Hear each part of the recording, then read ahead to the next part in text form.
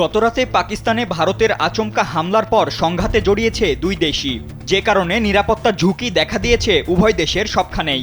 সেই ধারাবাহিকতায় পাকিস্তান সুপার লিগে খেলতে যাওয়া দুই বাংলাদেশি ক্রিকেটার রিশাদ নাহিদের নিরাপত্তা নিয়েও এবার দেখা দিয়েছে শঙ্কা। তবে বিসিবি বলছে ইতোমধ্যেই তাদের দুজনের শতভাগ নিরাপত্তা নিশ্চিত করতে পাকিস্তান ক্রিকেট বোর্ড ও ইসলামাবাদে বাংলাদেশ হাইকমিশনকে প্রয়োজনীয় সব ধরনের উদ্যোগ নিতে বলা হয়েছে। বুধবার এক বিজ্ঞপ্তিতে এই তথ্য নিশ্চিত করেছে বিসিবির মিডিয়া বিভাগ। যদিও তাদের ফিরিয়ে আনার বিষয়ে এখনও নিশ্চিতভাবে কিছু জানানো হয়নি, তবে Bangladesh cricket operations chairman Nazmul Abedin Fahim জানিয়েছেন, পরিস্থিতি খারাপ হলে অবশ্যই তাদের বাংলাদেশে ফিরিয়ে আনা হবে।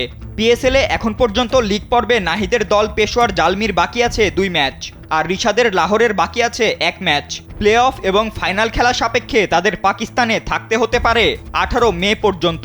তবে চলমান সংঘাতময় পরিস্থিতি বজায় থাকলে ততদিন হয়তো নাও দেখা যেতে পারে এই দুই বাংলাদেশি ক্রিকেটারকে। এছাড়া চলতি মাসেই পাকিস্তানে 5 ম্যাচের টি-20 সিরিজ খেলতে বাংলাদেশ জাতীয় দলেরও যাওয়ার কথা রয়েছে। তবে এই উদ্ভূত পরিস্থিতিতে সেই সিরিজ নিয়েও দেখা দিয়েছে শঙ্কা।